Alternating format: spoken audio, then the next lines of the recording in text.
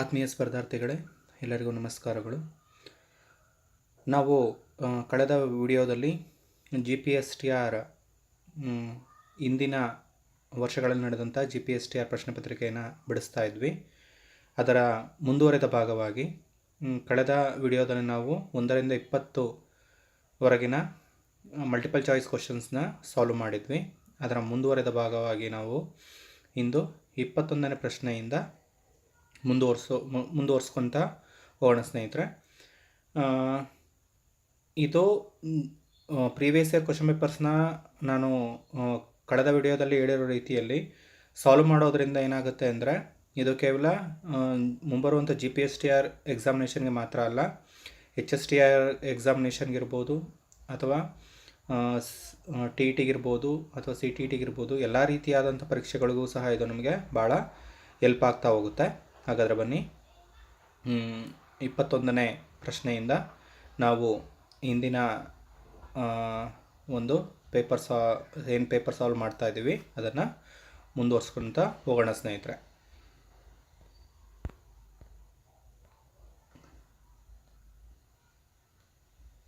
ಇಲ್ಲಿ 21ನೇ ಪ್ರಶ್ನೆ ಏನಿದೆ ಅಂದರೆ, ದ್ವಿಧ್ರುವಿ ಭ್ರಾಮ್ಯತೆ ಶೂನ್ಯ ಆಗಿರುವಂತಹ ಸಂಯುಕ್ತ ಯಾವುದು ಅಂತ ಇಲ್ಲಿ ಪ್ರಶ್ನೆ ಇದೆ. Option A NH3 ammonia, option B SO2 sulphur dioxide, option C H2O ನೀರು, ಆಪ್ಷನ್ ಡಿ BF3 ಅಂತ ಕೊಟ್ಟಿದ್ದಾರೆ. ಬೋರಾನ್, ಟ್ರೈಫ್ಲೋರೈಡ್.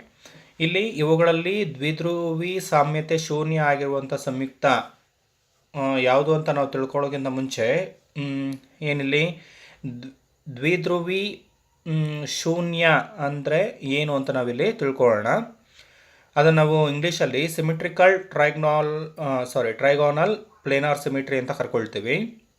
ಅಂದರೆ ನಿಯಮಿತ ಜ್ಯಾಮಿತಿ ಮತ್ತು ಒಂದೇ ರೀತಿಯ ಪರಮಾಣುಗಳನ್ನು ಹೊಂದಿರುವಂತಹ ಸಂಯುಕ್ತದ ನಿಯಮಿತ ಜ್ಯಾಮಿತಿ ಅಂದರೆ ಸಿಮಿಟ್ರಿಕಲ್ ಟ್ರೈಗೋನಲ್ ಅಂತ ನಾವೇನು ಕರ್ಕೊಳ್ತೀವಿ. ಸಿಮಿಟ್ರಿಕಲ್ ಟ್ರೈಗೋನಲ್ ಪ್ಲೇನಾರ್ಸ್ ಜೊಮಿಟ್ರಿಯನ್ನು ಹೊಂದಿರತಕ್ಕಂತಹ ನಿಯಮಿತ ಜ್ಯಾಮಿತಿ ಮತ್ತು ಒಂದೇ ರೀತಿಯ ಪರಮಾಣುಗಳನ್ನು ಹೊಂದಿರುವಂತಹ ಯಾವುದೇ ಸಂಯುಕ್ತದ ದ್ವಿಧ್ರುವಿ ಭ್ರಾಮ್ಯತೆ ಸಾಮಾನ್ಯವಾಗಿ ಯಾವುದಕ್ಕೆ ಸಮ ಆಗಿರುತ್ತೆ ಅಂದರೆ ಶೂನ್ಯಕ್ಕೆ ಸಮನಾಗಿರುತ್ತೆ.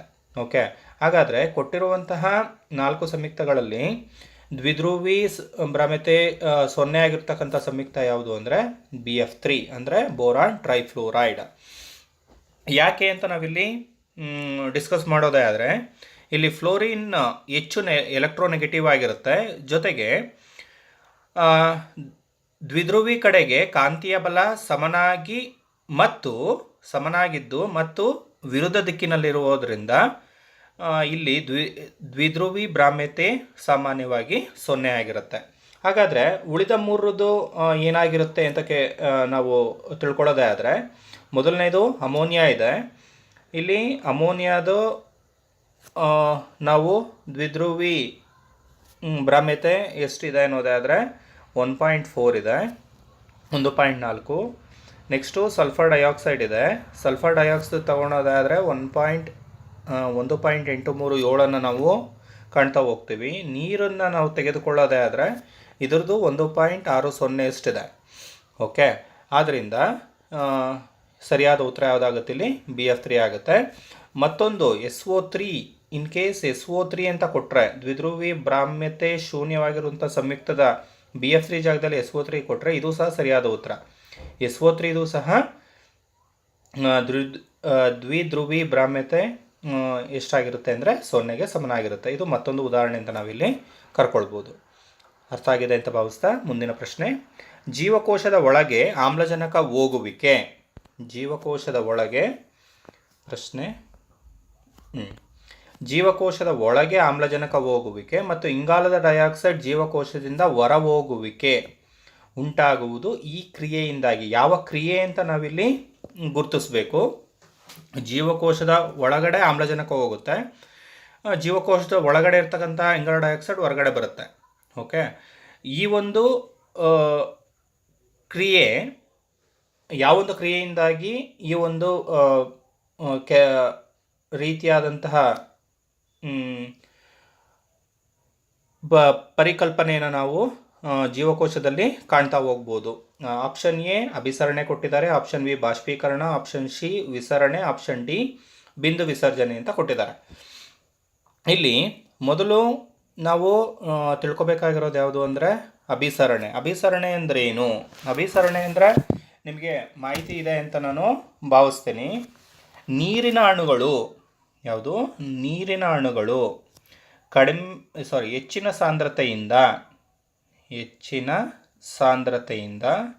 ಕಡಿಮೆ ಸಾಂದ್ರತೆಯೆಡೆಗೆ ಏನು ಸಾಗುವಂಥ ಪ್ರಕ್ರಿಯೆಗೆ ನಾವೇನಂತ ಕರ್ಕೋತೀವಿ ಅಂದರೆ ಅಭಿಸರಣೆ ಅಂತ ಕರಿತೀವಿ. ಇದು ನೀರಿನ ಅಣುಗಳು ಮಾತ್ರ ಆದರೆ ಅದು ಅಭಿಸರಣೆ. ಓಕೆ. ಸಾಮಾನ್ಯವಾಗಿ ವಸ್ತುಗಳು ಹೆಚ್ಚಿನ ಸಾಂದ್ರತೆಯಿಂದ ಕಡಿಮೆ ಸಾಂದ್ರತೆಗೆ ಚಲಿಸುವಂಥ ಪ್ರಕ್ರಿಯೆಗೆ ನಾವು ವಿಸರಣೆ ಅಂತ ಕರಿತೀವಿ. ಇನ್ ಪರ್ಟಿಕ್ಯುಲರ್ ಆಗಿ ನೀರು ಅಂತ ಇದ್ದಿದ್ರೆ ಆದರೆ ಅದು ಅಭಿಸರಣೆ. ಓಕೆ. ವಸ್ತುಗಳು ಹೆಚ್ಚಿನ ಸಾಂದ್ರತೆಯಿಂದ ಕಡಿಮೆ ಸಾಂದ್ರತೆಗೆ ಚಲಿಸ್ತಾ ಇದೆ ಅನ್ನೋದೇ ಆದರೆ ಅದು ವಿಸರಣೆ. ಇನ್ನು ಆಪ್ಷನ್ ಬಿ ಇರೋದು ಬಾಷ್ಪೀಕರಣ. ಬಾಷ್ಪೀಕರಣ ಅಂದರೆ ನಿಮಗೆ ಮಾಹಿತಿ ಗೊತ್ತಿದೆ ಅಂತ ತಿಳ್ಕೊಳ್ತೀನಿ. ಎಲೆಗಳಲ್ಲಿರುವಂಥ ಪತ್ರರಂಧ್ರಗಳ ಮೂಲಕ ಎಲೆಗಳಲ್ಲಿರ್ತಕ್ಕಂಥ ಹೆಚ್ಚಾದಂತಹ ಅಥವಾ ಏನು ನೀರು ಹೊರಗಡೆ ಹೋಗಬೇಕು, ನೀರನ್ನು ಹೊರ ಹಾಕುವಂತಹ ಅಥವಾ ನೀರು ಆವಿಯಾಗುವಂತಹ ಒಂದು ಪ್ರಕ್ರಿಯೆಗೆ ನಾವೇನಂತ ಕರಿತೀವಿ? ಬಾಷ್ಪೀಕರಣ ಅಂತ ಕರ್ಕೊಳ್ತೇವೆ. ಓಕೆ. ಇಲ್ಲಿ ಪ್ರಶ್ನೆಯಲ್ಲಿರತಕ್ಕಂಥದ್ದೇನು ನಾವು ಸ್ವಲ್ಪ ಸೂಕ್ಷ್ಮವಾಗಿ ಗಮನಿಸೋದೇ ಆದರೆ ಜೀವಕೋಶಗಳ ಒಳಗೆ ಆಮ್ಲಜನಕ ಹೋಗುವಿಕೆ, ಇಂಗಾಲದ ಡೈಆಕ್ಸೈಡ್ ಜೀವಕೋಶದಿಂದ ಹೊರಬರುವಿಕೆ. ಜೀವಕೋಶದ ಒಳಗಡೆ ಆಮ್ಲಜನಕ ಹೋಗ್ತಾ ಇದೆ. ಇಲ್ಲಿ ವಿಸರಣೆನ ಇದರ ಜೊತೆ ನಾವು ಲಿಂಕ್ ಮಾಡಿ ನೋಡೋದೇ ಆದರೆ ವಾತಾವರಣದಲ್ಲಿ ಆಮ್ಲಜನಕದ ಸಾಂದ್ರತೆ ಜಾಸ್ತಿ ಇದೆ, ಜೀವಕೋಶದ ಒಳಗಡೆ ಕಡಿಮೆ ಇದೆ. ಅಂದರೆ ಹೆಚ್ಚಿನ ಸಾಂದ್ರತೆಯಿಂದ ಕಡಿಮೆ ಸಾಂದ್ರತೆ ಎಡೆಗೆ ಆಮ್ಲಜನಕ ಹೋಗ್ತಾ ಇದೆ. ಅದೇ ರೀತಿ ಇಂಗಾಲದ ಡೈಆಕ್ಸೈಡ್ ಜೀವಕೋಶದ ಒಳಗಡೆ ಹೆಚ್ಚಾಗಿರ್ತಕ್ಕಂಥದ್ದು ಎಲ್ಲಿಗೆ? ವಾತಾವರಣಕ್ಕೆ ರಿಲೀಸ್ ಆಗ್ತಾ ಇದೆ. ಸೊ ಇಲ್ಲಿ ಸರಿಯಾದ ಉತ್ತರ ಯಾವುದು ಅಂತ ಆಗುತ್ತೆ ಅಂದರೆ ವಿಸರಣೆ. ನೋಡಿ, ಎಲ್ಲಿಗೆ ಜೀವಕೋಶದ ಒಳಗಡೆ ನಡೆಯುವಂತಹ ಆಮ್ಲಜನಕ ಹೋಗುವಂಥದ್ದು, ಇಂಗಾಲ ಡೈಆಕ್ಸೈಡ್ ಹೊರ ಬರುವಂಥದ್ದನ್ನು ವಿಸರಣೆಗೆ ಲಿಂಕ್ ಮಾಡಿ ಪ್ರಶ್ನೆಯನ್ನು ಕೇಳಿದ್ದಾರೆ. ಓಕೆ. ಆದ್ದರಿಂದ ಪ್ರಶ್ನೆ ಯಾವ ರೀತಿ ಬೇಕಾದ್ರೂ ಕೇಳ್ಬೋದು ಅನ್ನೋದಕ್ಕೆ ಒಂದು ಬೆಸ್ಟ್ ಎಕ್ಸಾಂಪಲ್ ಯಾವುದು ಅಂದರೆ ಪ್ರಶ್ನೆ ಸಂಖ್ಯೆ 22. ಮತ್ತೊಂದು ಬರುತ್ತೆ ವಿಸರಣೆ ಅಭಿಸರಣೆ ಜೊತೆಗೆ ಕ್ರಿಯಾತ್ಮಕ ಸಾಗಾಣಿಕೆ. ಕ್ರಿಯಾತ್ಮಕ ಸಾಗಾಣಿಕೆ ಅಂದರೆ ವಿಸರಣೆ ಮತ್ತು ಅಭಿಸರಣೆಗೆ ಸ್ವಲ್ಪ ವಿರುದ್ಧವಾದಂಥ ಪ್ರಕ್ರಿಯೆಯನ್ನು ಕಾಣ್ತೀವಿ. ಏನು ಕ್ರಿಯಾತ್ಮಕ ಸಾಗಾಣಿಕೆ ಅಂದರೆ? ಕ್ರಿಯಾತ್ಮಕ ಸಾಗಾಣಿಕೆ ಅನ್ನೋದೇ ಆದರೆ ಅಯಾನುಗಳು ಕಡಿಮೆ ಸಾಂದ್ರತೆಯಿಂದ, ಅಲ್ಲಿ ಹೆಚ್ಚಿನ ಸಾಂದ್ರತೆಯಿಂದ ಅಂತ ಹೇಳ್ತಾ ಇದ್ವಿ, ಇಲ್ಲಿ ಕಡಿಮೆ ಸಾಂದ್ರತೆಯಿಂದ ಇಲ್ಲಿಗೆ ಹೆಚ್ಚಿನ ಸಾಂದ್ರತೆಯೆಡೆಗೆ ಸಾಗುವಂಥ ಪ್ರಕ್ರಿಯೆಗೆ ನಾವು ಕ್ರಿಯಾತ್ಮಕ ಸಾಗಾಣಿಕೆ ಅಂತ ಗುರುತಿಸ್ಕೊಳ್ತೀವಿ. ಇದಕ್ಕೊಂದು ಬೆಸ್ಟ್ ಎಕ್ಸಾಂಪಲ್ ಹೇಳೋದೇ ಆದರೆ ಹೃದಯದ ಜೀವಕೋಶಗಳಲ್ಲಿ ಸಾಮಾನ್ಯವಾಗಿ ಸೋಡಿಯಂನ ಸಾಂದ್ರತೆ ಜಾಸ್ತಿ ಇರುತ್ತೆ. ಆದರೂ ಸಹ ರಕ್ತದಲ್ಲಿ ಕಡಿಮೆ ಇರುತ್ತೆ. ರಕ್ತದಲ್ಲಿರ್ತಕ್ಕಂಥ ಸೋಡಿಯಂನನ್ನು ಹೃದಯದ ಜೀವಕೋಶಗಳು ಏನು ಮಾಡ್ತವೆ? ಹೀರ್ಕೊಳ್ತವೆ. ಇದು ಕ್ರಿಯಾತ್ಮಕ ಸಾಗಾಣಿಕೆಗೆ ಒಂದು ಬೆಸ್ಟ್ ಎಕ್ಸಾಂಪಲ್. ನೆಕ್ಸ್ಟ್ ಮುಂದಿನ ಪ್ರಶ್ನೆಗೆ ಹೋಗೋಣ. ಮುಂದಿನ ಪ್ರಶ್ನೆ, ಯಾವ ಆಹಾರ ಸರಪಳಿಯು ನೇರವಾಗಿ ಸೌರ ವಿಕಿರಣದ ಮೇಲೆ ಅವಲಂಬಿತವಾಗಿದೆ ಅನ್ನೋದು ಪ್ರಶ್ನೆ. ಯಾವ ಆಹಾರ ಸರಪಳಿಯು ನೇರವಾಗಿ ಸೌರ ವಿಕಿರಣದ ಮೇಲೆ ಅವಲಂಬಿತವಾಗಿದೆ ಅಂದರೆ ಸೌರ ವಿಕಿರಣವನ್ನು ಬಳಸಿಕೊಂಡು ನಡೆಯುವಂತಹ ಆಹಾರ ಸರಪಳಿ ಯಾವುದು? ಈ ರೀತಿ ಅರ್ಥ ಮಾಡ್ಕೋಬೇಕು. ಸೌರ ವಿಕಿರಣ ಅಂದರೆ ಸೌರಶಕ್ತಿಯನ್ನು ಬಳಸಿಕೊಂಡು ಯಾವ ಆಹಾರ ಸರಪಳಿ ನೇರವಾಗಿ ಸೌರಶಕ್ತಿಯ ಮೇಲೆ ಅವಲಂಬಿತವಾಗಿದೆ? ವಿಘಟಕ ಆಹಾರ ಸರಪಳಿ ಅಂತ ಕೊಟ್ಟಿದ್ದಾರೆ. ಕೊಳೆತಿನಿ, ಮೇಯುವ ಆಹಾರ ಸರಪಳಿ. ಆಪ್ಷನ್ ಡಿ ಇರೋದು ಪರಪೋಷಿತ ಆಹಾರ ಸರಪಳಿ. ಇಲ್ಲಿ ಹೆಸರೇ ಸೂಚಿಸುವಂತೆ ಪರಪೋಷಿತ ಆಗೋದಿಲ್ಲ. ಯಾಕೆ? ಇವು ಬೇರೆ ಜೀವಿಗಳ ಮೇಲೆ ಅವಲಂಬಿತವಾಗಿರೋದ್ರಿಂದ ಆಪ್ಷನ್ ಡಿ ರಾಂಗ್ ಆಗುತ್ತೆ. ವಿಘಟಕ ಆಹಾರ ಸರಪಳಿ, ಇಲ್ಲಿ ವಿಘಟಕ ಆಹಾರ ಸರಪಳಿ ಅಂತ ನಾವೇನು ಗುರುತಿಸ್ಕೊಳ್ತಾ ಇದ್ದೀವಿ. ಈ ಇಲ್ಲಿ ವಿಘಟಕಗಳು ಇಲ್ಲಿ ಪ್ರಮುಖವಾದಂತಹ ಪಾತ್ರವನ್ನು ವಹಿಸ್ತವೆ. ವಿಘಟಕಗಳು ಸಹ ತಮಗೆ ಬೇಕಾದಂಥ ಆಹಾರವನ್ನು ತಾವೇ ತಯಾರಿಸ್ಕೊಳ್ಳುವಂತಹ ಶಕ್ತಿ ಇರೋದಿಲ್ಲ.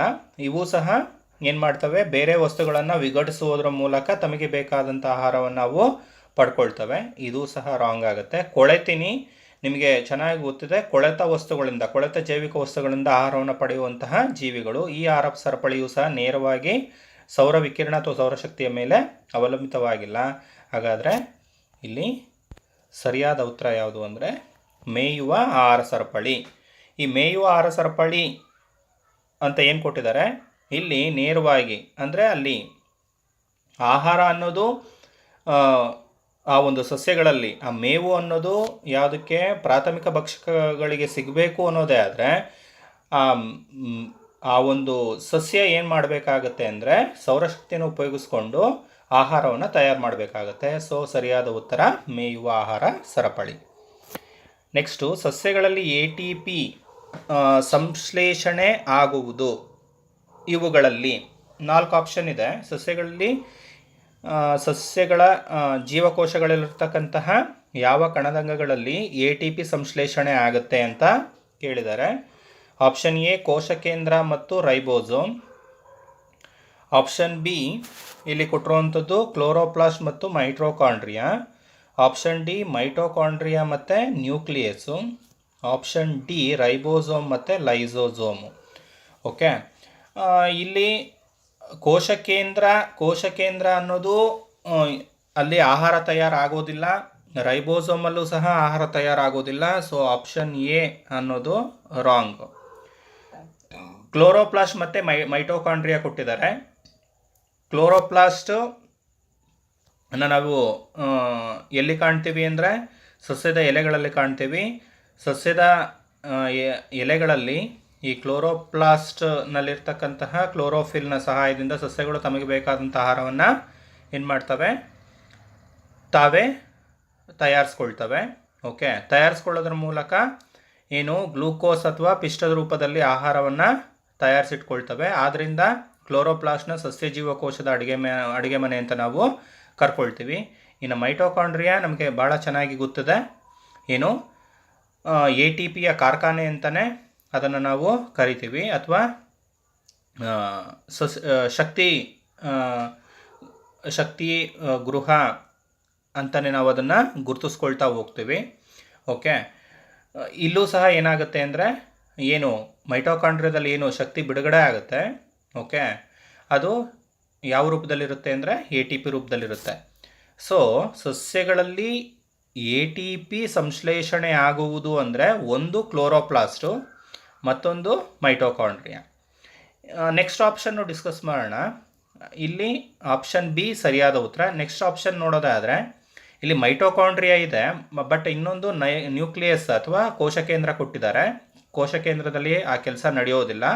ಸೊ ಈ ಜೋಡಿ ತಪ್ಪಾಗುತ್ತೆ. ಇನ್ನು ಆಪ್ಷನ್ ಡಿ ರೈಬೋಸೋಮ್ ಮತ್ತು ಲೈಸೋಸೋಮು. ರೈಬೋಸೋಮಲ್ಲಿ ಆಗೋದಿಲ್ಲ, ಲೈಸೋಸೋಮ್ನ ಆತ್ಮಹತ್ಯೆ ಸಂಚಿಗಳು ಅಂತ ಕರ್ಕೊಳ್ತೀವಿ. ಓಕೆ, ವಯಸ್ಸಾದ ಅಥವಾ ಹಾಳಾಗಿರ್ತಕ್ಕಂತಹ ಜೀವಕೋಶಗಳನ್ನು ಏನು ಮಾಡುತ್ತೆ, ಭಕ್ಷಿಸುವಂಥ ಕೆಲಸ ಮಾಡುತ್ತೆ ಹೊರತು ATP ಸಂಶ್ಲೇಷಣೆ ಈ ಲೈಸೋಸೋಮಲ್ಲಿ ಮತ್ತು ರೈಬೋಸೋಮಲ್ಲೂ ಸಹ ನಡೆಯೋದಿಲ್ಲ. ಸೊ ಆಪ್ಷನ್ ಡಿ ಸಹ ಆಪ್ಷನ್ನು ರಾಂಗ್ ಆಗುತ್ತೆ. ಸೊ ಸರಿಯಾದ ಉತ್ತರ ಆಪ್ಷನ್ ಬಿ ಕ್ಲೋರೋಪ್ಲಾಸ್ಟ್ ಮತ್ತು ಮೈಟೋಕಾಂಡ್ರಿಯಾ. ನಮಗೆ ಎಲ್ಲ ಆಪ್ಷನ್ಗಳದ್ದು ಸಾಧ್ಯವಾದಷ್ಟು ಅವುಗಳ ಬಗ್ಗೆ ಮಾಹಿತಿ ಇರಬೇಕು. ಯಾಕಂದರೆ ಮುಂದಿನ ಪರೀಕ್ಷೆಗಳಲ್ಲಿ ಅದಕ್ಕೆ ರಿಲೇಟೆಡ್ ಆಗಿ ಕ್ವಶನ್ನ ಕೇಳುವಂತಹ ಸಾಧ್ಯತೆ ಇರುತ್ತೆ. ಇಲ್ಲಿ ಸರಿಯಾದ ಹೇಳಿಕೆಯನ್ನು ಗುರುತಿಸಿ ಅಂತ ಇದೆ. ಎಲ್ಲ ಕಾರ್ಡೇಟಾಗಳು ಕಶೇರುಕಗಳು, ಎಲ್ಲ ಕಶೇರುಕಗಳು ಕಾರ್ಡೇಟಾಗಳು, ಎಲ್ಲ ಪ್ರೋಟೋಕಾರ್ಡೇಟಗಳು ನೋಟೋಕಾರ್ಡ್ ಹೊಂದಿರುವುದಿಲ್ಲ, ಎಲ್ಲ ಕಶೇರುಕಗಳು ಸೀಲೋಮೇಟ್ಗಳಲ್ಲ. ಇಲ್ಲಿ ಒಂದೊಂದನ್ನೇ ನಾವು ಡಿಸ್ಕಸ್ ಮಾಡ್ತಾ ಹೋದರೆ ಎಲ್ಲ ಕಾರ್ಡೇಟಾಗಳು ಕಶೇರುಕಗಳು, ಎಲ್ಲ ಕಾರ್ಡೇಟಾಗಳು ಕಶೇರುಕಗಳು ಅಂತ ಕೊಟ್ಟಿದ್ದಾರೆ. ಅದು ತಪ್ಪಾದಂಥ ಹೇಳಿಕೆ. ಯಾಕೆ ತಪ್ಪಾದಂಥ ಹೇಳಿಕೆ ಅಂದರೆ ಕಾರ್ಡೇಟಾಗಳು ಕಶೇರುಕಗಳು ಕಾರ್ಡೇಟಾದ ಒಂದು ಭಾಗ. ಕಶೇರುಕಗಳು ಯಾವುದು ಕಾರ್ಡೇಟಗಳ ಒಂದು ಭಾಗವೇ ಹೊರತು ಕಾರ್ಡೇಟಗಳು ಕಶೇರುಕಗಳಲ್ಲ. ಓಕೆ, ಇಲ್ಲಿ ಇದೊಂದು ಫೈಲಮ್ ಆಗುತ್ತೆ ಕಾರ್ಡೇಟಾ ಅನ್ನುವಂಥದ್ದು. ಓಕೆ, ಇಲ್ಲಿ ಕಶೇರುಕಗಳಲ್ಲಿ ನಾವು ಡಿಫ್ರೆಂಟ್ ಕ್ಲಾಸಸ್ನ ಅಂದರೆ ವರ್ಗಗಳನ್ನು ನಾವು ಗುರುತಿಸ್ಕೊಳ್ತಾ ಹೋಗ್ತೀವಿ. ಓಕೆ, ಎರಡಕ್ಕೂ ಸಹ ವ್ಯತ್ಯಾಸ ಇದೆ. ಅಂದರೆ ನಾವು ಮ್ಯಾಥಮೆಟಿಕ್ಸ್ ರೂಪದಲ್ಲಿ ಹೇಳೋದೇ ಆದರೆ ಕಾರ್ಡೇಟಾಗಳು ಅನ್ನೋದು ವಿಶ್ವಗಣ ಆದರೆ ಇಲ್ಲಿ ಕಶೇರುಕ ಅನ್ನೋದು ವಿಶ್ವಗಣದಲ್ಲಿ ಬರ್ತಕ್ಕಂತಹ ಒಂದು ಉಪಗಣ ಅಂತ ನಾವಿಲ್ಲಿ ಕರ್ಕೊಳ್ತಾ ಹೋಗ್ಬೋದು. ಸಬ್ಸೆಟ್, ಇದೊಂದು ಯೂನಿವರ್ಸಲ್ ಸೆಟ್ ಆದರೆ ಇದು ಒಂದು ಕಶೇರುಕ ಅನ್ನೋದು ಅಲ್ಲೊಂದು ಸಬ್ಸೆಟ್ ಆಗುತ್ತೆ. ಓಕೆ, ಇದು ತಪ್ಪು. ಎರಡನೇದು ನೋಡ್ರಿ ಸರಿಯಾದಂಥ ಆಯ್ಕೆ. ಎಲ್ಲ ಕಶೇರುಕಗಳು ಕಾರ್ಡೇಟಾಗಳು. ಹೌದು, ಎಲ್ಲ ಕಶೇರುಕಗಳು ಸಹ ಕಾರ್ಡೇಟಾಗಳ ಒಂದು ಗುಂಪಿಗೆ ಸೇರುತ್ತೆ. ಆಪ್ಷನ್ ಸಿ, ಅದನ್ನು ಡಿಸ್ಕಸ್ ಮಾಡೋಣ. ಎಲ್ಲ ಪ್ರೋಟೋಕಾರ್ಡೇಟಾಗಳು ನೋಟೋಕಾರ್ಡ್ ಹೊಂದಿರುವುದಿಲ್ಲ ಅಂತ ಇದೆ. ತಪ್ಪು. ಎಲ್ಲ ಪ್ರೋಟೋಕಾರ್ಡ್ಗಳಲ್ಲೂ ಸಹ ನಾವು ನೋಟೋಕಾರ್ಡನ್ನು ಕಾಣ್ತೀವಿ. ಓಕೆ, ನೆಕ್ಸ್ಟು ಎಲ್ಲ ಕಶೇರುಕಗಳು ಸೀರೋಮೇಟ್ಗಳಲ್ಲ. ಇದು ಸಹ ತಪ್ಪಾದ ಹೇಳಿಕೆ. ಎಲ್ಲ ಕಶೇರುಕಗಳು ಸಹ ಸೀರೋಮೇಟ್ಗಳು ಆಗಿರ್ತವೆ. ಮುಂದಿನ ಪ್ರಶ್ನೆ ಗುಣೋತ್ತರ ಶ್ರೇಣಿಯ ಮೇಲಿದೆ. 4 + 3 + 9 ÷ 4 ಪ್ಲಸ್ ಆ್ಯಂಡ್ ಸೊ ಆನ್ ಗುಣೋತ್ತರ ಶ್ರೇಣಿಯ ಅನಂತ ಪದಗಳವರೆಗಿನ ಮೊತ್ತ. ಇದು ಹಳೆ ಸಿಲೆಬಸ್ಸಲ್ಲಿ ಇದೆ. ಯಾವುದು? ಜೊಮೆಟ್ರಿಕ್ ಪ್ರೋಗ್ರೆಷನ್ ಗುಣೋತ್ತರ ಶ್ರೇಣಿ ಇದೆ. ಈಗಿನ ಹೊಸ ಸಿಲೆಬಸ್ಸಲ್ಲಿ ಕೇವಲ ಸಮಾಂತರ ಶ್ರೇಣಿ ಮಾತ್ರ ಇದೆ. ಇಲ್ಲಿ 3 ರೀತಿಯ ಶ್ರೇಣಿಗಳ ಮೇಲೂ ಸಹ ಪ್ರಶ್ನೆಯನ್ನು ಕೇಳ್ಬೋದು. ಯಾವುದು? ಸಮಾಂತರ ಶ್ರೇಣಿ, ಗುಣೋತ್ತರ ಶ್ರೇಣಿ ಮತ್ತು ಹರಾತ್ಮಕ ಶ್ರೇಣಿ. ಹಳೆ ಟೆಕ್ಸ್ಟ್ ಬುಕ್, ಹಳೆ ಸಿಲೆಬಸ್ ಟೆಕ್ಸ್ಟ್ ಬುಕ್ನ ದಯಮಾಡಿ ನಿಮ್ಮ ಹತ್ರ ಇದ್ದರೆ ಓಕೆ, ಇಲ್ಲ ಅಂದರೆ ಕಲೆಕ್ಟ್ ಮಾಡ್ಕೊಂಡು ಇಟ್ಕೊಂಡು ಪ್ರಾಕ್ಟೀಸ್ ಮಾಡಿದ್ರೆ ಅನುಕೂಲ ಆಗುತ್ತೆ. ಓಕೆ, ಈ ಪ್ರಾಬ್ಲಮ್ನ ಸಾಲ್ವ್ ಮಾಡೋಣ. ಏನಿದೆ? ಗುಣೋತ್ತರ ಶ್ರೇಣಿಯ ಅನಂತ ಪದಗಳವರೆಗಿನ ಮೊತ್ತ. ಅನಂತ ಪದಗಳವರೆಗಿನ ಮೊತ್ತಕ್ಕೆ ನಮಗೆ ಸೂತ್ರ ಗೊತ್ತಿದೆ. ಏನು ಸೂತ್ರ? S infinity = a/1 - r. ಇದು ಸೂತ್ರ. ಕೊಟ್ಟಿರುವಂತಹ ಶ್ರೇಣಿಯಲ್ಲಿ ಎಯ ಬೆಲೆ 4 ಅಂದರೆ ಫಸ್ಟ್ ಟರ್ಮು, ಮೊದಲ ಪದ 4. ಆರ್ ಅಂದರೆ a2 / a1 ಅಂತ ಕರ್ಕೊಳ್ತೀವಿ. ಓಕೆ, ಇಲ್ಲಿ a2 ಏನಿದೆ? 3 ಇದೆ, a1 4 ಇದೆ, ಅಂದರೆ 6 3/4 ಆಯಿತು. ಇದನ್ನು ಇಲ್ಲಿ ಅಪ್ಲೈ ಮಾಡೋಣ. a ಅಂದರೆ 3 / 1 - 3/4 ಆಗುತ್ತೆ. ಇದನ್ನು ಸಾಲ್ವ್ ಮಾಡಿದ್ರೆ 3 1 - 3/4 ಅಂದರೆ 1ರಲ್ಲಿ 3/4 ನಾವು ಕಳೆದಾಗ ನಮಗೆ ಸಿಗೋದು 1/4. 3/4 ಅಂದರೆ ಇಲ್ಲಿ ಮುಕ್ಕಾಲು ಭಾಗ. 1ರಲ್ಲಿ ಮುಕ್ಕಾಲು ಭಾಗವನ್ನು ಕಳೆದ್ರೆ ಕಾಲು ಭಾಗ ಉಳಿಯುತ್ತೆ. ಓಕೆ, ಜನರಲಾಗಿ ಸಿಂಪಲ್ಲಾಗಿ ನಾವು ಬೇಗ ತಿಳ್ಕೊಳ್ಳೋದಕ್ಕೆ. ಸಾರಿ, ಎಯ ಬೆಲೆ ಇಲ್ಲಿ 4. ಸಾರಿ. ಓಕೆ, ಈಗ ಎಸ್ ಇನ್ಫಿನಿಟಿ ಇಲ್ಲಿ 1/4 ಋತ್ಕ್ರಮ ಏನಾಗುತ್ತೆ ಅಂದರೆ 4/1. 4 4ಲಿ 16 ಆಯಿತು. ಸೊ ಎಸ್ ಇನ್ಫಿನಿಟಿ ಎಷ್ಟು ಬಂತು ಸ್ನೇಹಿತರೆ? 16 ಬಂತು. ಸೊ ಆಪ್ಷನ್ ಡಿ ಇಲ್ಲಿ ಸರಿಯಾದ ಉತ್ತರ. ಮುಂದಿನ ಪ್ರಶ್ನೆಗೆ ಹೋಗೋಣ. 2017 P0 ದ ಬೆಲೆ. 2017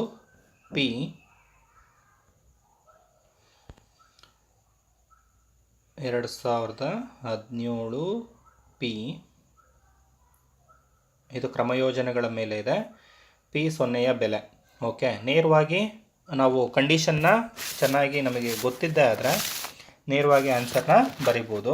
ಓಕೆ, ನಮಗೊಂದು ಕಂಡೀಷನ್ ಗೊತ್ತಿದೆ. ಏನು?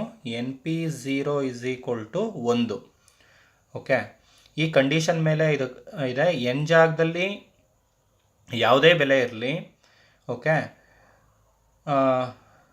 ಇಲ್ಲಿ r ಜಾಗದಲ್ಲಿ NPR ಜನರಲಾಗಿ ಬರೆಯುವಂಥದ್ದು NPR ಅಲ್ವಾ? ಇಲ್ಲಿ r ಜಾಗದಲ್ಲಿ 0 ಇದ್ದರೆ, n ಜಾಗದಲ್ಲಿ ಯಾವುದೇ ಒಂದು ಪದ ಇರಲಿ, r ಜಾಗದಲ್ಲಿ 0 ಇದ್ದರೆ NP0ದ ಬೆಲೆ ಯಾವಾಗಲೂ ಸಹ ಎಷ್ಟಾಗಿರುತ್ತೆ? 1ಕ್ಕೆ ಸಮ.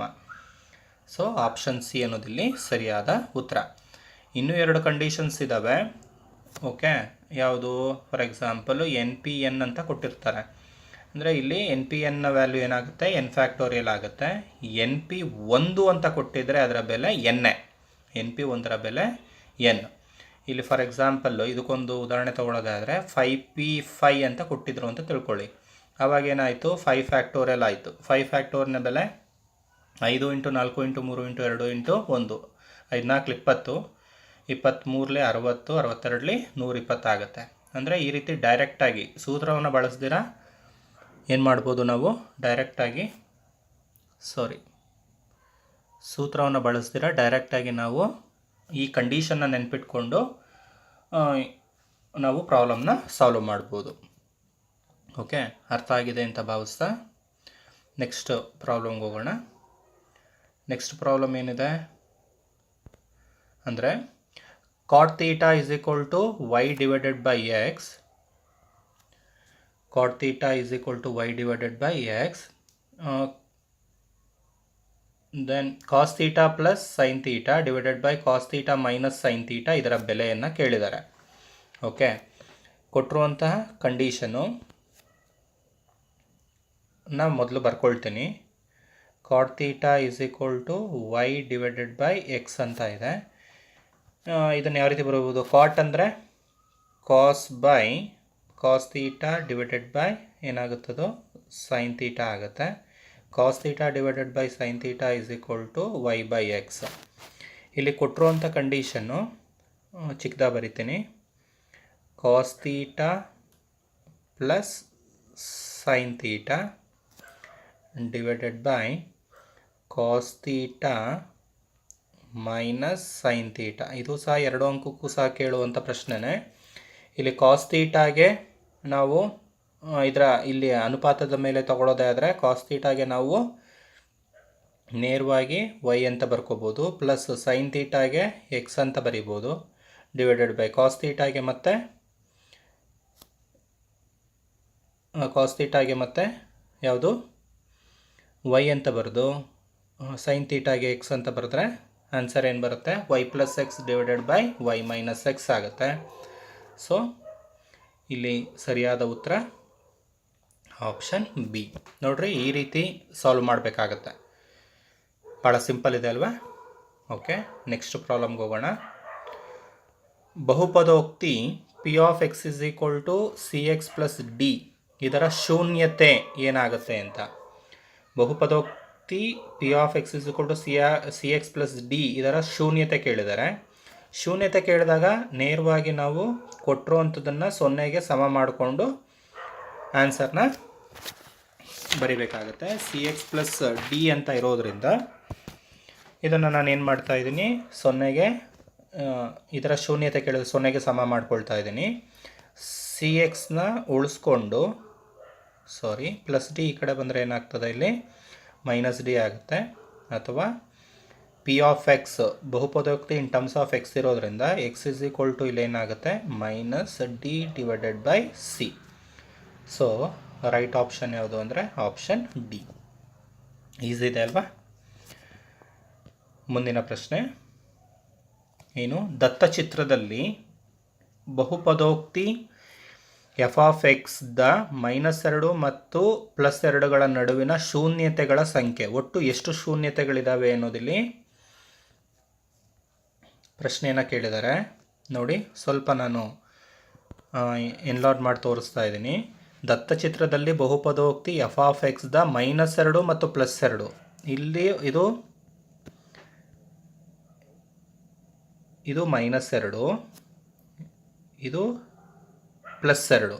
ಈ -2 ಮತ್ತು +2ರ ನಡುವೆ ಇರ್ತಕ್ಕಂತಹ ಶೂನ್ಯತೆಗಳ ಸಂಖ್ಯೆ ನೋಡಿ, ಇದು -2 ಆಗ್ತದೆ, ಇದು +2.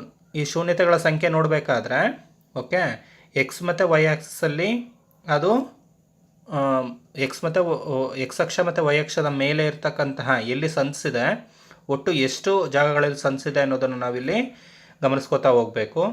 1 2 3, ಒಟ್ಟು 3 ಇದರಲ್ಲಿ ಅದು ಸಂಧಿಸಿದೆ. ಸೊ ಇದರ ನಡುವಿನ ಶೂನ್ಯತೆಗಳ ಸಂಖ್ಯೆ ಎಷ್ಟಾಗುತ್ತೆ ಅಂದರೆ 3 ಆಗ್ತದೆ. ಓಕೆ, ಸೊ ಇಲ್ಲಿ ಸರಿಯಾದ ಉತ್ತರ ಆಪ್ಷನ್ ಯಾವುದು ಸ್ನೇಹಿತರೆ? Option B. ಮುಂದಿನ ಪ್ರಶ್ನೆ, ಮೂಲಬಿಂದು ಓ ಮೂಲಕ ಎಷ್ಟು ರೇಖೆಗಳು ಹಾದು ಹೋಗಬಹುದು? ಇಲ್ಲಿ ಈ ಚಿತ್ರ ಮಿಸ್ ಆಗಿದೆ, ಆ ಚಿತ್ರನ ಇಲ್ಲಿ ಬರಿತೀನಿ. ಮೂಲಬಿಂದು ಓ ಓ ಮೂಲ ಬಿಂದು ಅಂತ ಕೊಟ್ಟಿದ್ದಾರೆ. ಈ ಓ ಮೂಲಕ ಎಷ್ಟು ರೇಖೆಗಳು ಹಾದು ಹೋಗ್ಬೋದು ನಿಮಗೆ ಗೊತ್ತಿದೆ? ಎಷ್ಟು ರೇಖೆಗಳು ಹಾದು ಹೋಗ್ಬೋದು ಸ್ನೇಹಿತರೆ? ಅನಂತ ರೇಖೆಗಳು ಹಾದು ಹೋಗ್ಬೋದು. So option D is the right answer. ಮುಂದಿನ ಪ್ರಶ್ನೆ, ತ್ರಿಭುಜ ಎ ಬಿ ಸಿಯಲ್ಲಿ ತ್ರಿಭುಜ ಎ ಬಿ ಸಿಯಲ್ಲಿ ಡಿ ಇ ಅನ್ನೋದು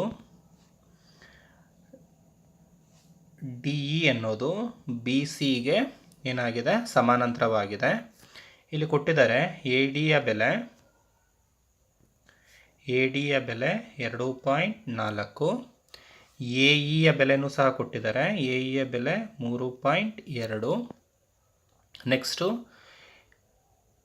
A D 2.4, A E 3.2, E C ಕೊಟ್ಟಿದ್ದಾರೆ. ಇ ಸಿ 4.8, ಇ ಸಿ 4.8 ಆಗಿದ್ದರೆ ಎ ಬಿಯ ಬೆಲೆ ಎಷ್ಟು ಅಂತ ಇಲ್ಲಿ ಕೇಳಿದ್ದಾರೆ ಸ್ನೇಹಿತರೆ. ಭಾಳ ಸುಲಭ.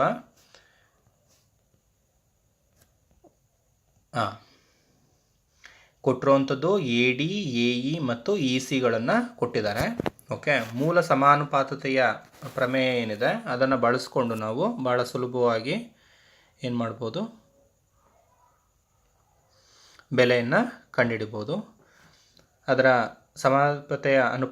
ಮೂಲ ಸಮಾನುಪಾತದ ಪ್ರಮೇಯವನ್ನು ಬಳಸ್ಕೊಂಡಿದ್ದೆ ಆದರೆ ನಾವು ಕಂಡೀಷನ್ ಯಾವ ರೀತಿ ಬರ್ಕೋಬೋದು ಸ್ನೇಹಿತರೆ? A B divided by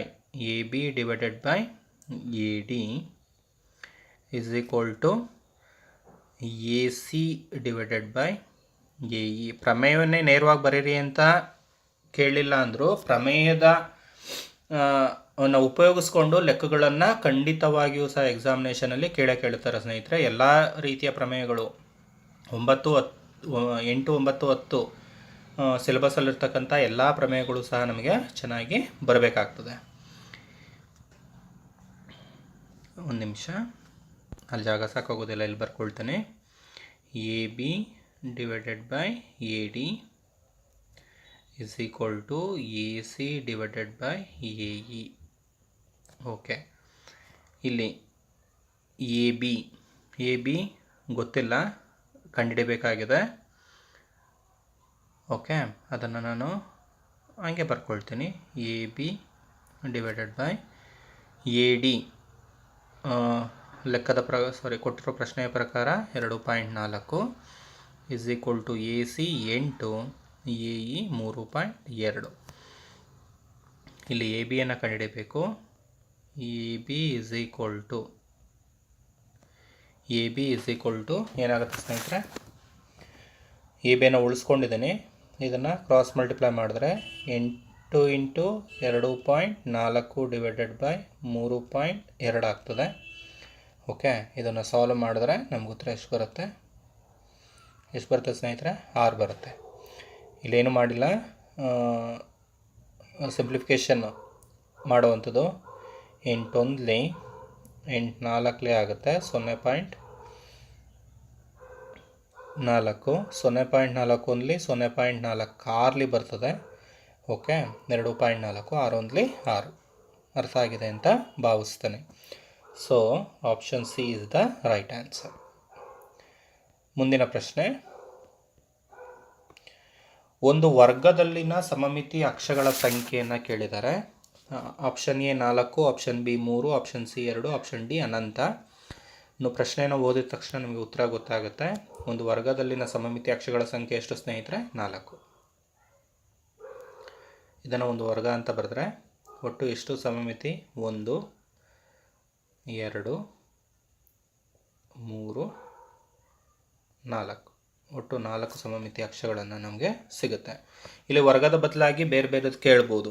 for example ಆಯತ ಅಂತ ಕೇಳಿದಾಗ ಆಯತದ ಅಲ್ಲಿನ ಸಮಮಿತಿ ಅಕ್ಷಗಳ ಸಂಖ್ಯೆ ಎಷ್ಟಾಗುತ್ತೆ? 2 ಆಗ್ತದೆ. ಅದೇ ಒಂದು ವೃತ್ತ ಅಂತ ಕೇಳಿದಾಗ ವೃತ್ತದಲ್ಲಿ ಎಷ್ಟಿರ್ತವೆ? ಅನಂತ ಸಂಖ್ಯೆಯ ಸಮಮಿತಿ ಅಕ್ಷಗಳನ್ನು ನಾವು ಏನು ಮಾಡ್ಬೋದು? ಬರಿಬೋದು. ಓಕೆ, ತ್ರಿಭುಜ ಅಂತ ಕೇಳಿದಾಗ ಯಾವ ಬಗೆಯ ತ್ರಿಭುಜ ಅನ್ನೋದು ಇಂಪಾರ್ಟೆಂಟು.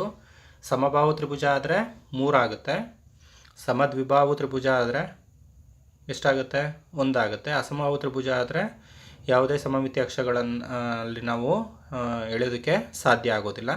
ಈ ರೀತಿ ಯಾವುದ್ರ ಮೇಲೆ ಯಾವುದ್ರದ್ದು ಬೇಕಾದರೂ ಸಮಮಿತಿ ಅಕ್ಷಗಳ ಸಂಖ್ಯೆಯನ್ನು ಕೇಳ್ಬೋದು. ನೆಕ್ಸ್ಟು 34ನೇ ಪ್ರಶ್ನೆ. ಈ ಕೆಳಗಿನವುಗಳಲ್ಲಿ ಯಾವುದು ಸರಿಯಲ್ಲ ಅಂತ ಪ್ರಶ್ನೆ ಇದೆ. ಪ್ರಶ್ನೆ ನೋಡಿ ಹೇಳಿರೋದು ಯಾವುದು ಸರಿಯಲ್ಲ. ಆಪ್ಷನ್ ಎ, ಒಂದೊಂದನ್ನು ಡಿಸ್ಕಸ್ ಮಾಡೋಣ. ಆಯತವು ಒಂದು ವರ್ಗವಾಗಿರುವುದಿಲ್ಲ. ಆಯತವು ಒಂದು ವರ್ಗವಾಗಿರುವುದಿಲ್ಲ ಅಂತ ಕೊಟ್ಟಿದ್ದಾರೆ. ಇದು ತಪ್ಪಾದ ಹೇಳಿಕೆ. ಯಾಕೆ ಅಂದರೆ ಆಯತವು ವರ್ಗದ ಎಲ್ಲ ಪ್ರಾಪರ್ಟೀಸ್ ಅಂತ ಗುಣಲಕ್ಷಣಗಳು ಅಂತ ಏನು ಕರ್ಕೊಳ್ತೀವಿ, ಎಲ್ಲ ಗುಣಲಕ್ಷಣಗಳನ್ನು ಹೊಂದಿರುತ್ತೆ. ಯಾವುದು? ಫಾರ್ ಎಕ್ಸಾಂಪಲು ಆಯತ ಮತ್ತು ವರ್ಗ. ಆಯತದಲ್ಲಿ ಅಭಿಮುಖ ಬಾಹುಗಳು ಸಮವಾಗಿರ್ತವೆ ಮತ್ತು ಸಮಾನಾಂತರವಾಗಿರ್ತವೆ. ವರ್ಗದಲ್ಲೂ ಸಹ ಅಷ್ಟೇ. ಓಕೆ, ಪ್ರತಿ ಕೋನವು 90 ಡಿಗ್ರಿಗೆ ಸಮ. ವರ್ಗದಲ್ಲಿಯೂ ಸಹ ಪ್ರತಿ ಕೋನವು 90 ಡಿಗ್ರಿಗೆ ಸಮ. ಓಕೆ, ಈ ರೀತಿ ಆಯತ ಮತ್ತು ವರ್ಗ. ಆಯತವು ವರ್ಗದ ಎಲ್ಲ ಒಂದು ಪ್ರಾಪರ್ಟೀಸ್ನ ಹೊಂದಿರೋದ್ರಿಂದ ಆಯತವು ಒಂದು ವರ್ಗ ಅಂತ ಕರ್ಕೊಳ್ಬೋದು. ಆದರೆ ಒಂದು ವರ್ಗವು ಆಯತ ಆಗಿರೋದಿಲ್ಲ. ಒಂದು ವರ್ಗ, ಅದು ಆಪ್ಷನ್ ಇಲ್ಲ, ಅದಕ್ಕೆ ನಾನು ಹೇಳ್ತಾ ಇದ್ದೀನಿ. ಆಯತವು ಒಂದು ವರ್ಗವಾಗಿರುತ್ತೆ, ಆದರೆ ವರ್ಗವು ಒಂದು ಆಯತವಾಗಿರೋದಿಲ್ಲ. ಓಕೆ, ಯಾಕಂದರೆ ವರ್ಗದಲ್ಲಿ ಎಲ್ಲ ಬಾಹುಗಳು ಸಮ, ಆಯತದಲ್ಲಿ ಅಭಿಮುಖ ಬಾಹುಗಳು ಸಮ. ಅದೊಂದನ್ನು ನಾವು ಸ್ಪೆಸಿಫೈ ಮಾಡಬೇಕಾದ್ರೆ ಹೇಳ್ಬೋದು. ನೆಕ್ಸ್ಟು, ತ್ರಾಪಿಜ್ಯ ಒಂದು ಸಮಾಂತರ ಚತುರ್ಭುಜ ಅಂತ ಕೊಟ್ಟಿದ್ದಾರೆ. ಯಾವುದು ಸರಿಯಲ್ಲ ಅಂತ. ತ್ರಾಪಿಜ್ಯ ಒಂದು ಸಮಾನಾಂತರ ಚತುರ್ಭುಜ ಅಂತಲೇ ಕೊಟ್ಟಿದ್ದಾರೆ. ತ್ರಾಪಿಜ್ಯ ಮತ್ತು ಇದು ತ್ರಾಪಿಜ್ಯ, ಇದು ಒಂದು ಸಮಾನಾಂತರ ಚತುರ್ಭುಜ. ಓಕೆ, ಇವೆರಡನ್ನ ನೋಡಿದ ತಕ್ಷಣ ನಮಗೆ ಗೊತ್ತಾಗುತ್ತೆ. ತ್ರಾಪಿಜ್ಯದಲ್ಲಿ ಕೇವಲ ಒಂದು ಜೋಡಿಯ ಸಮಾನಾಂತರ ರೇಖೆಗಳನ್ನು ಕಾಣ್ತೇವೆ, ಒಂದೇ. ಅದೇ ಸಮಾಂತರ ಚತುರ್ಭುಜದಲ್ಲಿ 2 ಜೋಡಿ ಸಮಾಂತರ ರೇಖೆಗಳನ್ನು ಕಾಣ್ತೇವೆ. ಸೊ ತ್ರಾಪಿಜ್ಯ ಒಂದು ಸಮಾಂತರ ಚತುರ್ಭುಜ, ಇದು ಸರಿಯಾದ ಹೇಳಿಕೆ ಅಲ್ಲ. ಇನ್ನು ವಜ್ರಾಕೃತಿಯು ಒಂದು ವರ್ಗವಲ್ಲ ಅಂತ ಇದೆ.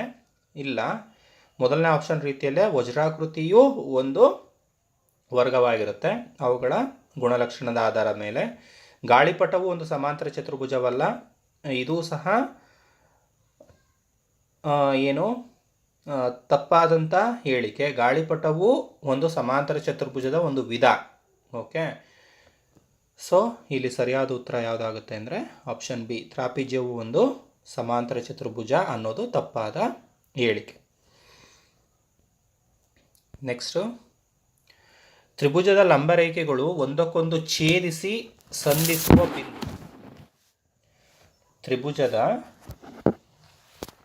ತ್ರಿಭುಜದ ಲಂಬರೇಖೆಗಳು ಒಂದಕ್ಕೊಂದು ಛೇದಿಸಿ ಸಂಧಿಸುವ ಬಿಂದು ಇಲ್ಲಿ ಯಾವುದು ಅನ್ನೋದೇ ಆದರೆ ಓಕೆ, ಸರಿಯಾದ ಉತ್ತರ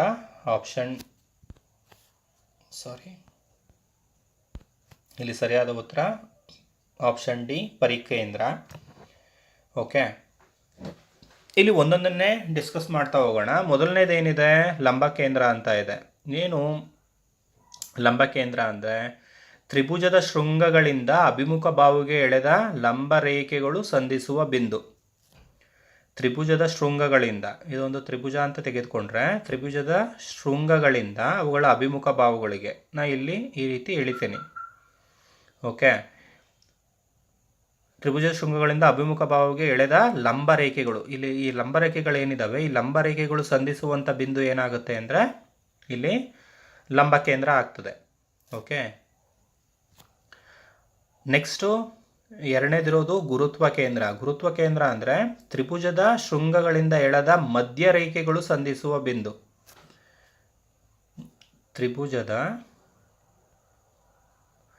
ತ್ರಿಭುಜದ ಶೃಂಗಗಳಿಂದ ಎಳೆದ ಮಧ್ಯ ರೇಖೆಗಳು. ಓಕೆ, ತ್ರಿಭುಜ ಶೃಂಗಗಳಿಂದ ನಾವೇನು ಮಧ್ಯ ರೇಖೆಗಳನ್ನು ಎಳೆದಿರ್ತೀವಿ. ಓಕೆ, ಈ ಮಧ್ಯ ರೇಖೆಗಳು ಸಂಧಿಸುವಂಥ ಬಿಂದು ಏನಾಗುತ್ತೆ ಅಂದರೆ ಇಲ್ಲಿ ಗುರುತ್ವ ಕೇಂದ್ರ ಆಗ್ತದೆ. ನೆಕ್ಸ್ಟು ಅಂತಃಕೇಂದ್ರ, ತ್ರಿಭುಜದ ಶೃಂಗದಿಂದ ಎಳೆದ ಕೋನಾರ್ಧಕಗಳು ಸೇರುವ ಬಿಂದು. ಇದು ಒಂದು ತ್ರಿಭುಜ, ಕೋನಾರ್ಧಕಗಳು, ತ್ರಿಭುಜದ ಶೃಂಗದಿಂದ ಎಳೆದಂಥ ಕೋನಾರ್ಧಕಗಳು, ಇದು ಶೃಂಗದಿಂದ ಎಳೆದಂತಹ ಕೋನಾರ್ಧಕಗಳು ಸೇರುವಂಥ ಬಿಂದು. ಅಲ್ಲಿ ಜಾಗ ಇಲ್ಲ, ಅದಕ್ಕೆ ಬರೀ ಎಕ್ಸ್ಪ್ಲೈನ್ ಮಾತ್ರ ಮಾಡ್ತಾ ಇದ್ದೀನಿ. ಕೊನೆಯದು ಯಾವುದಿದೆ? ಪರಿಕೇಂದ್ರ ಅಂತ ಇದೆ. ತ್ರಿಭುಜದ ಲಂಬ ರೇಖೆಗಳು ಒಂದಕ್ಕೊಂದು ಛೇದಿಸುವಂತಹ ಅಥವಾ ಸಂಧಿಸುವಂತಹ ಬಿಂದುವನ್ನು ನಾವು ಪರಿಕೇಂದ್ರ ಅಂತ ಕರ್ಕೊಳ್ತೀವಿ. ನೆಕ್ಸ್ಟು ಮುಂದಿನ ಪ್ರಶ್ನೆ, a to the power of x is equal to b to the power of y is equal to c to the power of z ಮತ್ತು b square is equal to ac ಆದರೆ 1/x ಮತ್ತು plus 1/z ನ ಬೆಲೆ ಯಾವುದಕ್ಕೆ ಸಮ?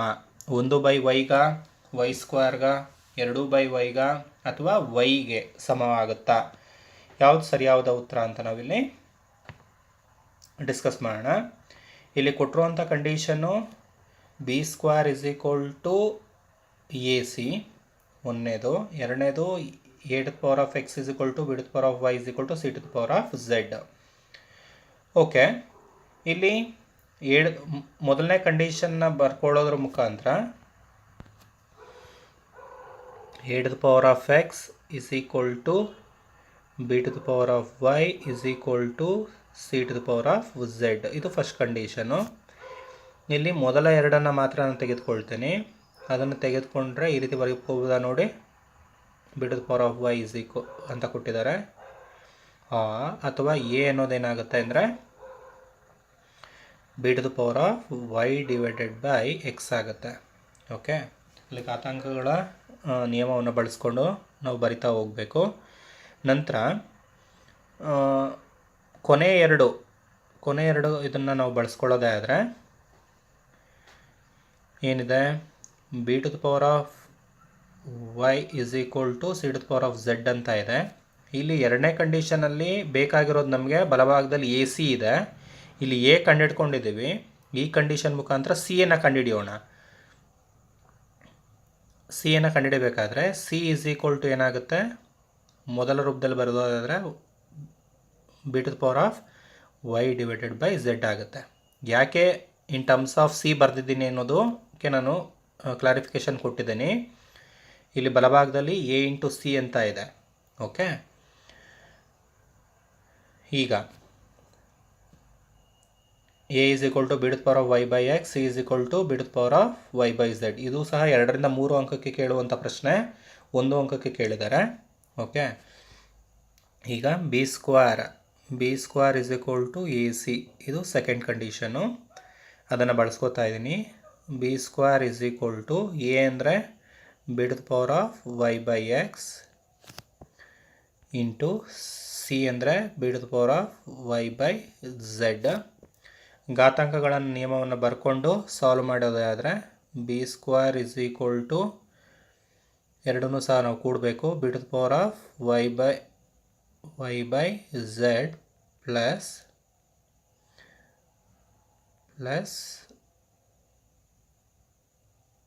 ಇದು Y by X, ಇದು ನಂತರ ಇದು ವೈ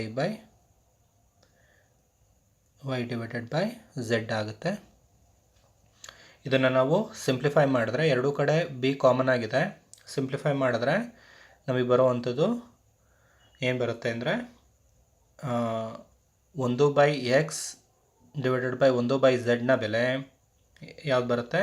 ಒಂದು ನಿಮಿಷ ಅದನ್ನು ಮಾಡಿ ತೋರಿಸ್ಬಿಡ್ತೇನೆ. ನಮಗೆ ಇಲ್ಲಿ ಸಿಗ್ತಂಥದ್ದು ಏನು ಸ್ನೇಹಿತರೆ, B square is equal to B to the power of Y by X plus ಏನು ವೈ ಬೈ ಝೆಡ್ ಸಿಕ್ತು, ಹೌದಲ್ಲ? ಇದು ಬಿ ಸ್ಕ್ವೇರ್ ಅಂದರೆ ಬಿ ಘಾತ 2, ಕನ್ಫ್ಯೂಸ್ ಆಗೋದು ಬೇಡ. ಹಾಗಾದರೆ 2 is equal to Y by X plus Y by Z ಆಯಿತು. ಇಲ್ಲೆರಡರಲ್ಲೂ ಸಹ ವೈ ಕಾಮನ್ ಇದೆ, ಅದನ್ನು ಹೊರಗಡೆ ತೆಗೆದ್ರೆ ಏನು ಬರಿಬೋದು, 1/x ಪ್ಲಸ್ 1/z ಸಿಕ್ತು. ಹೌದಲ್ಲ ಸ್ನೇಹಿತರೆ? ಇದನ್ನು ಎಡಭಾಗಕ್ಕೆ ತೆಗೆದುಕೊಂಡ್ರೆ ನಮಗೇನು ಸಿಗುತ್ತೆ? 2/y is equal to 1/x plus 1/z ಸಿಗುತ್ತೆ.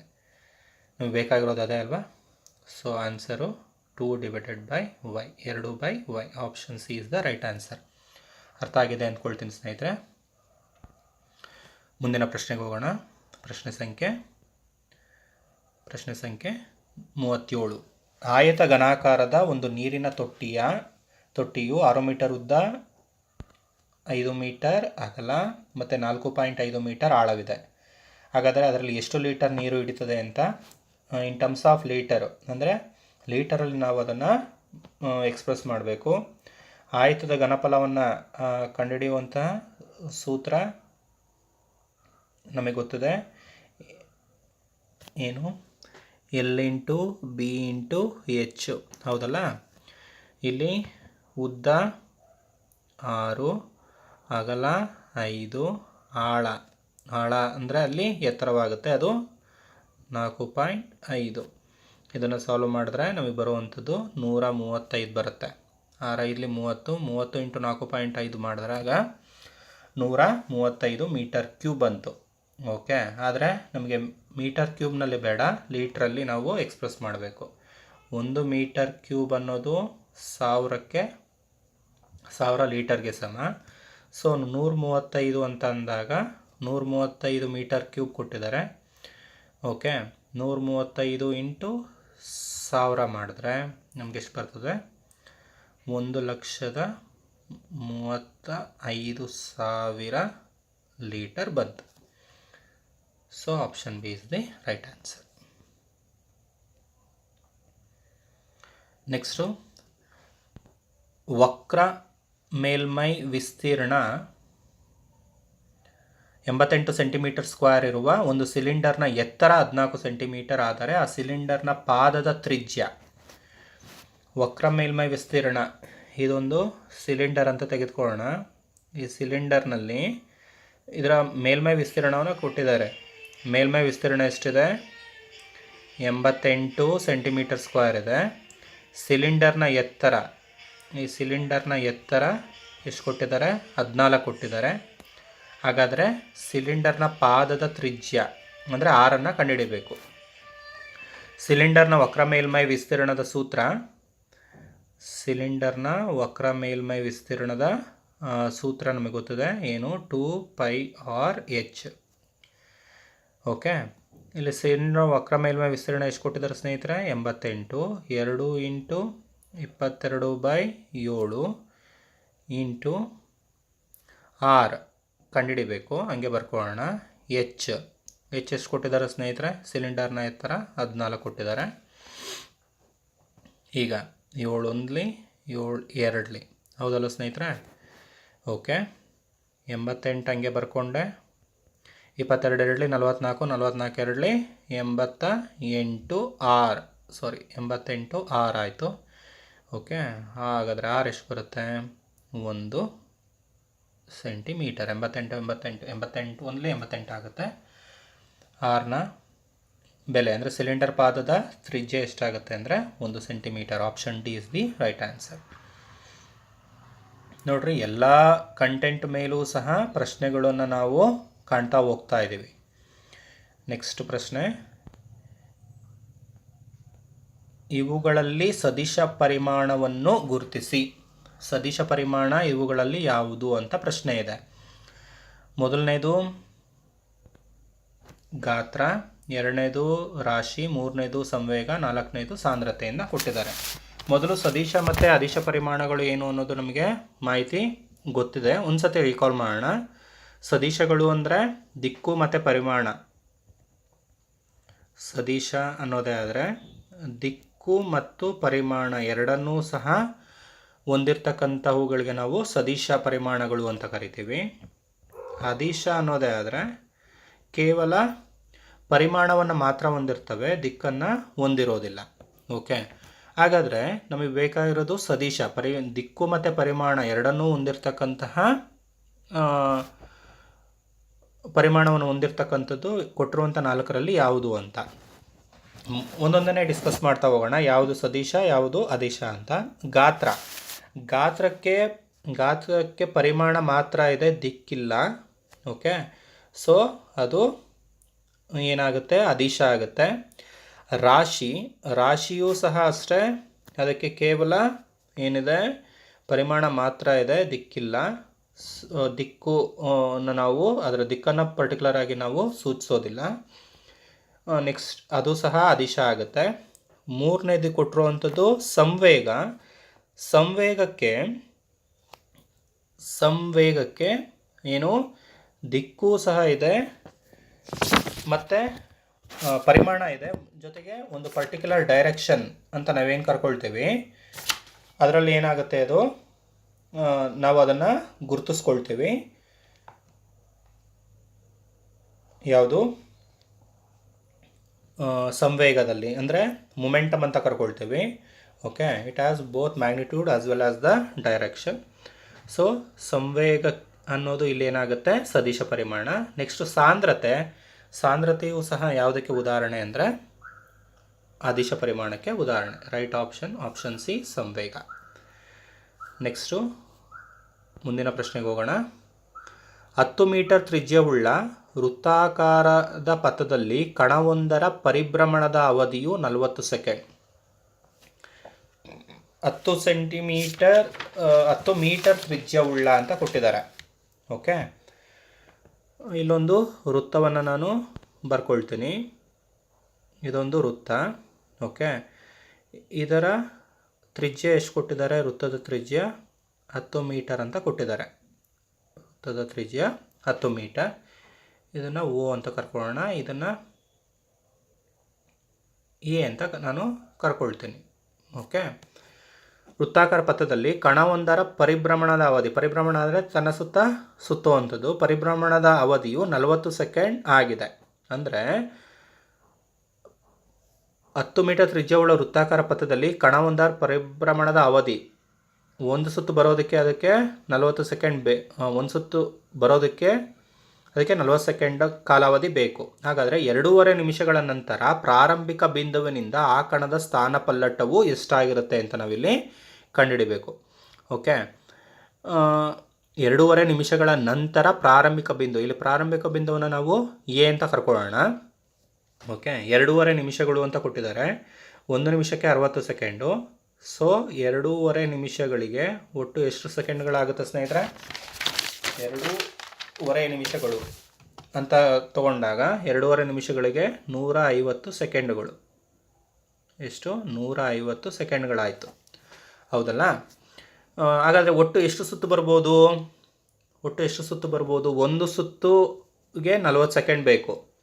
ಹಾಗಾದರೆ ಒಂದು ಸುತ್ತಿಗೆ 40 ಸೆಕೆಂಡ್ ಆದರೆ ಎರಡನೇ ಸುತ್ತಿಗೆ 80, ಮೂರನೇ ಸುತ್ತಿಗೆ 120, 3 ಸುತ್ತುಗಳಿಗೆ 120 ಆಯಿತು. 4ನೇ ಸುತ್ತಿಗೆ 160 ಆಗಬೇಕಿತ್ತು, ಆದರೆ ಇಲ್ಲಿ ಕೊಟ್ಟಿರೋದು 2.5 ನಿಮಿಷಗಳ ನಂತರ ನಾವು ಫೈಂಡ್ ಔಟ್ ಮಾಡಬೇಕು. ಸೊ ಇಲ್ಲಿ 150 ಸೆಕೆಂಡಿಗೆ ಅದು 3/4 ಸುತ್ತು, ಅಂದರೆ 3/4 ನಾವು 3.75 ಅಂತ ಬರ್ಕೊಳ್ಬೋದು. ಓಕೆ, 3/4 ಸುತ್ತನ್ನು ಏನು ಮಾಡಿದೆ, ಆ ಕಣ ಅನ್ನೋದು ಪರಿಭ್ರಮಿಸಿದೆ. ಓಕೆ, ಹಾಗಾದರೆ ಪ್ರಾರಂಭಿಕ ಬಿಂದುವಿನಿಂದ ಆ ಕಣದ ಸ್ಥಾನ ಪಲ್ಲಟ ಇಲ್ಲಿತ್ತು, ನಾನು ಇಲ್ಲಿ ಪಕ್ಕದಲ್ಲಿ ತೋರಿಸ್ತೀನಿ. ಎ ಇಂದ 1 ರೌಂಡ್ ಆಯಿತು, ಮತ್ತು ಎ ಇಂದ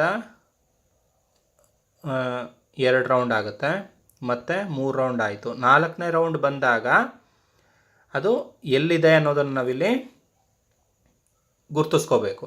ಓಕೆ, ಗುರ್ತಿಸ್ಕೋಬೇಕಾದ್ರೆ ಇದು 4ನೇ ಸುತ್ತಿಗೆ ಬರಬೇಕಾದ್ರೆ 3/4 ಭಾಗವನ್ನು ಮಾತ್ರ ಪರಿಭ್ರಮಿಸಿದೆ. ಅಂದರೆ ಇಲ್ಲಿಂದ ಅಂದರೆ ಕಾಲು, ಅರ್ಧ, 3/4 ಭಾಗ, ಅಂದರೆ ಇದು ಬಿ ಬಿಂದುವಿನಲ್ಲಿ ಇದೆ ಅಂತ ಅಂದ್ಕೊಳ್ಳೋಣ. ಓಕೆ, ಒ ಬಿ ಮತ್ತು ಒ ಎ ಎಂಬ 2 ತ್ರಿಜ್ಯಗಳು ಸಿಗುತ್ತೆ. ಎರಡರದ್ದು ಸಹ 10 ಮೀಟರೇ, ಅಂದರೆ ತ್ರಿಜ್ಯ ಒಂದೇ ಇರುತ್ತೆ. ಓಕೆ, ನಾವಿಲ್ಲಿ ಕಂಡುಹಿಡಿಬೇಕಾಗಿರೋದು ಏನು ಅಂದರೆ ಎ ಬಿಯ ಅಳತೆ ಎಷ್ಟು ಅಂತ ಕಂಡುಹಿಡಿಬೇಕು. ಅರ್ಥ ಆಗಿದೆ ಅಂತ ಭಾವಿಸ್ತೇನೆ. ಎ ಬಿ ಈ ಅಳತೆಯನ್ನು ನಾವಿಲ್ಲಿ ಕಂಡುಹಿಡಿಬೇಕು. ಸೊ ಎ ಬಿಯನ್ನು ಕಂಡುಹಿಡಿಬೇಕಾದ್ರೆ ನಾವು ಮತ್ತೆ ಪೈಥಾಗೋರಸ್ ಥಿಯರಮ್ನ ಇಲ್ಲಿ ಅಪ್ಲೈ ಮಾಡಬೇಕಾಗುತ್ತೆ. A B square is equal to O A square plus O B square. Okay, ಈ ಒಂದು ವೃತ್ತದಲ್ಲಿ ಇದು ಪ್ರಾರಂಭಿಕ ಬಿಂದು ಎ, ಇದು ಅಂತ್ಯ ಬಿಂದು ಬಿ, ಇದು ಓ. ಎ ಬಿಯನ್ನು ನಾವು ಕಂಡುಹಿಡಿಬೇಕು. A B is equal to square root of O A ಅನ್ನೋದೇ ಆದರೆ 10 ಸ್ಕ್ವೇರು, ಅಂದರೆ ನಾನು ನೇರವಾಗಿ ಬರಿತೀನಿ 100. ಓ ಬಿ ಸ್ಕ್ವೇರ್ ಅಂದರೆ ಅಗೈನ್ 10 ಸ್ಕ್ವೇರ್ ಮತ್ತು 100 ಬರ್ತದೆ. That is equal to square root of ವರ್ಗಮೂಲ 200 ಆಯಿತು. ವರ್ಗಮೂಲ 200 ನಾವು ಭಾಗಕ್ರಮದಿಂದ ಕಂಡುಹಿಡಿದಿದ್ದೆ ಆದರೆ ನಮಗೆ ಇಷ್ಟು ಬರುತ್ತೆ, 14.14 ಮೀಟರ್ ಬರುತ್ತೆ. So option B is the right answer. ಪ್ರಾಬ್ಲಮ್ನ ಅರ್ಥ ಆಗಿದೆ ಅಂತ ಭಾವಿಸ್ತೀನಿ ಸ್ನೇಹಿತರೆ. ಇದು ಸಹ 2 ಅಂಕಕ್ಕೆ ಸಹ ಕೇಳಬಹುದಾದಂಥ ಪ್ರಶ್ನೆ. 1 ಅಂಕಕ್ಕೆ ಕೇಳಬಾರ್ದು ಅಂತಲ್ಲ, 2 ಅಂಕಕ್ಕೆ ಕೇಳಬಹುದಾದಂಥ ಮತ್ತೊಂದು ಪ್ರಶ್ನೆ. ನೋಡಿ, ಈ ರೀತಿ ನಾವು ಪ್ರಾಬ್ಲಮ್ಸ್ನ ಸಾಲ್ವ್ ಮಾಡ್ತಾ ಹೋದರೆ, ಪ್ರಶ್ನೆಗಳನ್ನು ಬಿಡಿಸ್ತಾ ಹೋದರೆ ಹೆಚ್ಚೆಚ್ಚು ಪರ್ಫೆಕ್ಟ್ ಆಗ್ತೀವಿ. ಜೊತೆಗೆ ಎಕ್ಸಾಮಿನೇಷನಲ್ಲಿ ಭಾಳ ಈಸಿಯಾಗಿ ವೇಗವಾಗಿ ನಾವು ಪ್ರಾಬ್ಲಮ್ನ ಸಾಲ್ವ್ ಮಾಡೋದಕ್ಕೆ ನಾವು ಪ್ರೀವಿಯಸ್ ಇಯರ್ ಕ್ವಶನ್ ಪೇಪರ್ಸ್ನ ಒಂದು ಸತಿ ಚೆನ್ನಾಗಿ ಬಿಡಿಸಿ ಅಭ್ಯಾಸ ಮಾಡಿದ್ದೆ ಆದರೆ ನಮಗೆ ಬಹಳ ಸಹಾಯ ಆಗುತ್ತೆ ಅಂತ ಭಾವಿಸ್ತಾ ಇವತ್ತಿನ ಈ ವಿಡಿಯೋದಲ್ಲಿ ಪ್ರಶ್ನೆ ಸಂಖ್ಯೆ 21ರಿಂದ 40ವರೆಗೂ ಸಾಲ್ವ್ ಮಾಡಿದ್ದೀವಿ. ಇಂದಿನ ವಿಡಿಯೋದಲ್ಲಿ 1ರಿಂದ 20ವರೆಗೂ ನಾವು ಸಾಲ್ವ್ ಮಾಡಿದ್ವಿ. ಮುಂದೆ 41ನೇ ಪ್ರಶ್ನೆಯಿಂದ ಮುಂದಿನ ವಿಡಿಯೋದಲ್ಲಿ ನಾವು ಸಾಲ್ವ್ ಮಾಡ್ತಾ ಹೋಗೋಣ ಸ್ನೇಹಿತರೆ. ಒಟ್ಟು 6 ಪ್ರಶ್ನೆ ಪತ್ರಿಕೆಗಳು ಆಗಿದ್ದಾವೆ. 6 ಪ್ರಶ್ನೆ ಪತ್ರಿಕೆಗಳನ್ನು ಸಹ ಬಿಡಿಸುವಂಥ ಪ್ರಯತ್ನವನ್ನು ಮಾಡೋಣ ಅಂತ ಹೇಳ್ತಾ ಎಲ್ಲರಿಗೂ ಸಹ ಧನ್ಯವಾದಗಳು.